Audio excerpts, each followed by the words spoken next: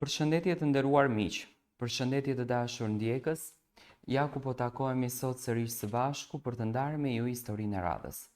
Në fakt është një histori shumë e dhimbshme, është një histori shumë e ndjerë, është një histori që unë kur e kam lexuar, kam thënë që njeriu gjithmonë kthehet në origjinën e tij, pa marrë parasysh se çfarë jete mund të bëj, pa marrë parasysh se në çfarë luksi mund të arrijë. Njeriu gjithmonë ka nevojë për vetëm një gjë në këtë botë, nënën e tij.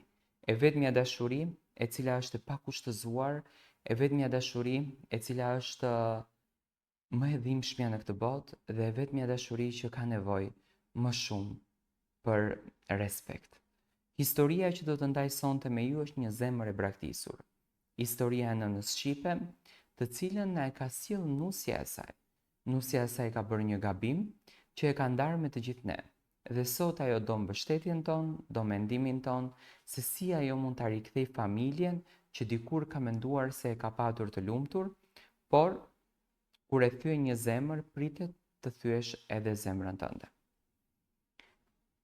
E rritur mes maleve të gjelbruara dhe fushave të pafundme të një fshati të vogël në Shqipëri, nëna shqipe nuk kishte njohur kur luksin apo rehatin.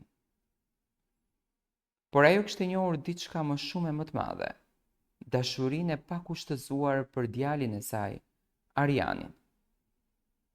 Ai ishte drita e syve të saj, arsyeja pse ajo luftoi kundër çdo vështirësie, dhe kur jeta i dhuroi vetëm varfëri dhe sakrificë.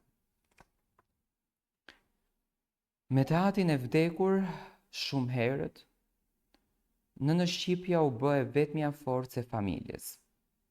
Punonte arat, mjelte lopët, bënte bukën në saç dhe mbi të gjitha, siguronte që Arianit mos i mungonte asnjë gjë, as edhe një ëndër.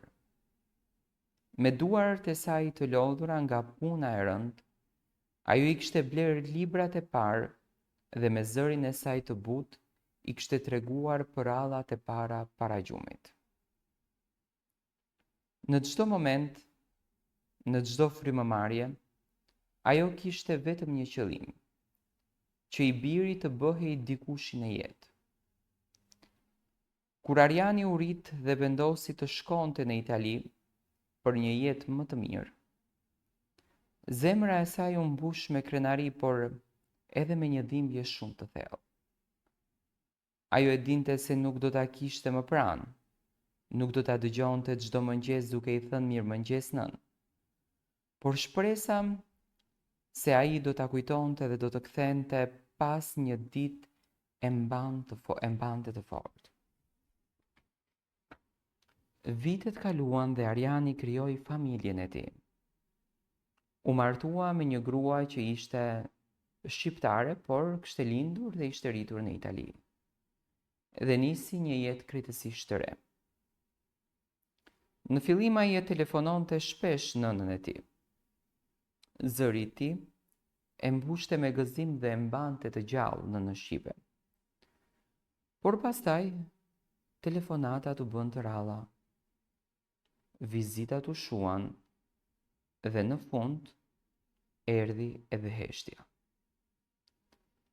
Shqipja mbeti vetëm në fshatin e saj të largët, me një shtëpi të vjetër dhe kujtime që vetëm shtoheshin.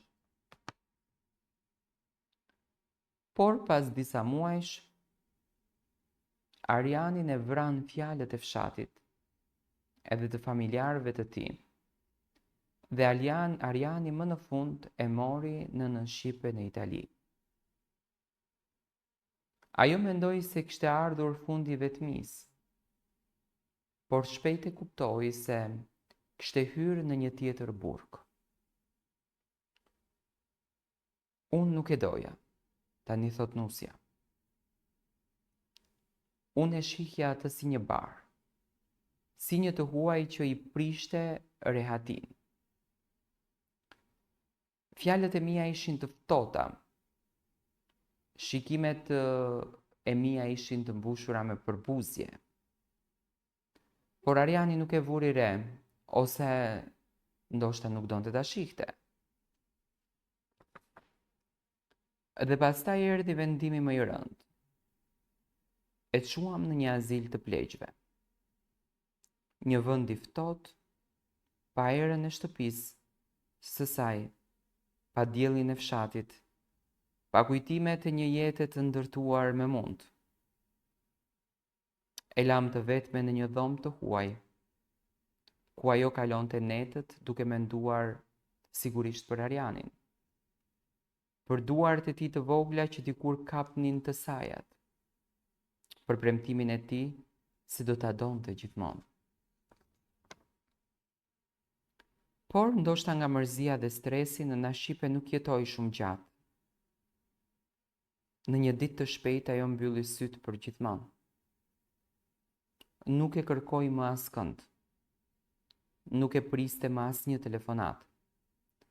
Zemra e saj ishte lodhur duke pritur, dhe tashmë kishte gjetur paqen e vetme që i kishte mbetur, paqen e vdekjes. Ditët kaluan pas varimit që ne bëmte në nënës Shqipe, dhe unë mendova që pas vdekjes së vjerës time tashmë do të jetoj e lumtur. Tash e kam burin, kam çunin dhe sot jam shumë e gëzuar. Por ditët kalonin dhe Ariani po ftohej. Unë dyshoja që Ariani kishte një lidhje tjetër. Unë dyshoja që Ariani shkonte me dikë tjetër. Ai u ftoh shumë. Dhe në një prej ditësh më tha: "Ti je fajtore për vdekjen e nënës time. E lash nënën time duke të besuar ty." Dhe sot Ariani jeton me barën e një faji që nuk do të mund ta shlyej kurrë. Unë Majlinda, gruaja që e desha dhe që i dhurova gjithçka, sot jam e ndarë prej tij. Ai më fajson për gjithçka, për gënjeshtrat që sipas tij ja larguan nënën. Por e vërteta është se nuk kisha unë që ja largova, por ishte vetë ai. Ai që zgjodhi të mos e shihte, të mos e dëgjonte dhe të mos kujdesej për të. Sot ai nuk më ha pas telefonin. Ai që dikur më premtoi dashuri të përjetshme, sot më ka flakur siç flakun nënën e tij. Por jeta ka mënyrën e saj për të dhënë drejtësinë, dhe unë e di se një ditë kur ai të jetë vetëm dhe i braktisur, do të dëgjoj zërin e nënës së tij në kujtimet e tij dhe do ta kuptoj se dhimbja që shkaktoi nuk mund të fshihet kurrë. Do me thënë, është një histori që Majlinda ka reflektuar dhe ka kuptuar gabimin të cilin e ka bërë. Por dhimbjen më të madhe në këtë mes e ka Ariani, i cili nuk mund t'ia falë vetes së tij në asnjë mënyrë që e la nënën e tij, e la të vetme dhe e la të vdes të vetme. Mesazhi që unë dua të jap në këtë histori është kjo, që nëna është dhurata dhe amaneti vetëm që ne e kemi në jetë. Tani nëna kujdeset për ne kur ne nuk dim të ecim. Nëna kujdeset për ne kur ne nuk dim të vishemi. Nëna kujdeset për ne kur ne nuk dim të lahemi, kur ne nuk dim të pastrojmë veten tonë. Nëna kujdeset për ne kur ne nuk dim të ushqehemi. Dhe jeta është një bumerang, do me thënë jeta ka rritje dhe ka zbritje. Njeriu shkon deri në moshën 50 vjeç, që është i fortë, i guximshëm dhe mund t'ja dalë vetëm, dhe nga 50 ai fillon dhe zbret të poshtë, që ka nevojë për ndihmën e atij njeriu që ai kontriboi tek ai, që në këtë rast është fëmia. Shumica e nuseve, unë do me thënë nga jeta e përditshme që ne shohim, nga situata që ne dëgjojmë, nuk janë dakord që të jetojnë me vjerat e tyre. Që në rast vjera është epiteti i marrur nga jeta, se ajo është nën, siç është nëna jote që të ka rritur ti, dhe ajo nëna ka rritur të fëmijën, po nuk mundet një nën të rrisë të gjithë fëmijët e botës. Prandaj Zoti çdo fëmijë si ka dhënë një nën, dhe çdo nën kujdeset për fëmijën e saj, që nesër ai fëmijë kujdeset për të.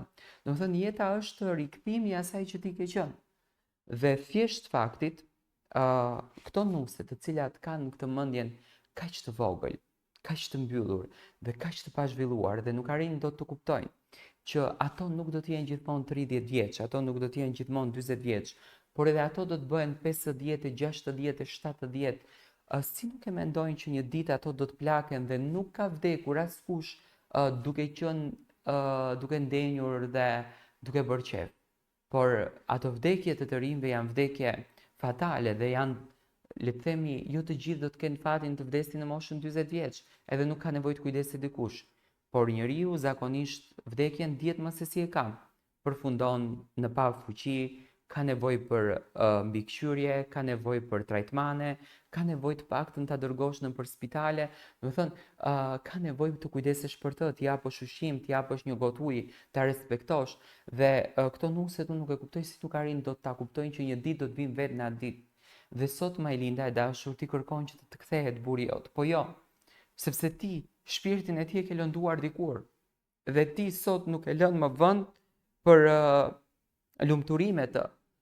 Është dashur ta mendosh që më herët që ne lumturojmë veten tonë duke bërë vepra të bukura dhe jo në këtë pikë që ti e kërkon rikthimin e ti e dashur. Unë mendoj që dhuratë më të bukur në këtë jetë kur Zoti ta lër sa më gjatë nënën, që nëna të rritet me dashurinë e nipërve të mbesave. Atë ju lexoj ato përrallat e bukura nipërve dhe mbesave, por le t'ju tregoj rreth historisë së saj, rreth jetës së saj dhe rreth atyre se çfarë kanë kaluar prindërit tanë. Dhe një familje e bukur është ku frymojnë gjyshërit, ku ka dashuri dhe kur ka një tryezë të mbushur me plot ambient. Dhe gabimi jot është ky, sepse ke lënduar një nënë e cila ka sakrifikuar në varfëri gjithë jetën për atë burin e dashur që ti kishe sot.